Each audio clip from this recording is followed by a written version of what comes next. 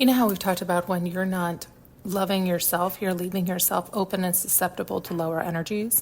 And sometimes it's easy just to visualize that as like this demon or lower, it's like demonic because it's less than, right? So it's easier to just verbalize it that way. But if that scares you, then don't bother visualizing it that way. Just think of it like when you're not at your best self, you don't do things that are best for you or for others.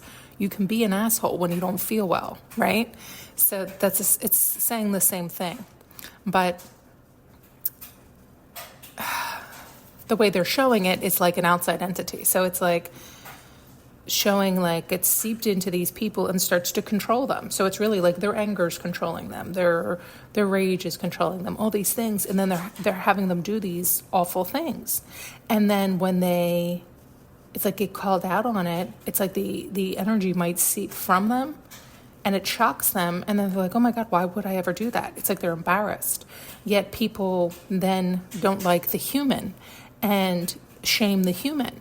And it's like, well, that person was already in shame or lower energies, and that's why they behaved that way. So shaming them and excluding them is not going to fix the problem. And yet at the same time, we all can understand it, because who wants to be around an asshole who doesn't want to heal?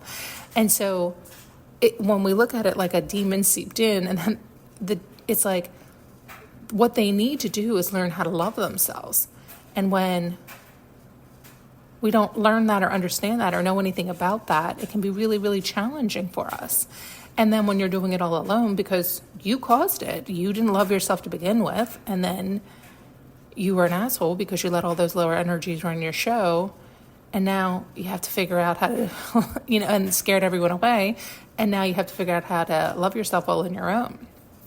This is sometimes you will get isolated. That's another reason that can happen, that occurs.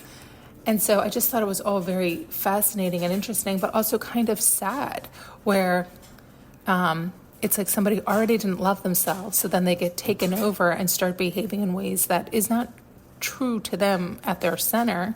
And then they get punished for, which again, if we see it the one way, we all can understand. But if you see it this way, you're like, oh my God, that's awful, right? Like you feel bad for them because you can understand what's occurring. This is why everybody needs unconditional love. Really, you need to give yourself unconditional love so you can share it with others and show others, because the ones who need it the most are the ones in the most amount of pain, who are doing the most horrific things. I know it sounds fucked up. I understand.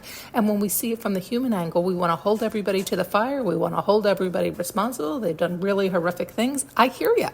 I agree. When we see it on that flat level, absolutely.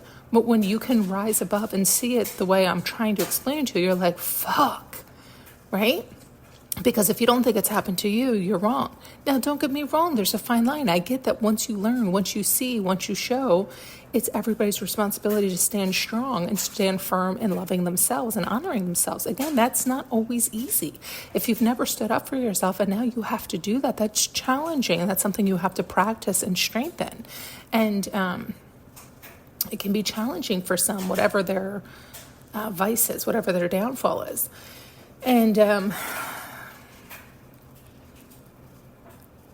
yeah, I hope you heard all that. Thank you so much for tuning in and listening. If you would like to support this channel, you can find more information in the notes below.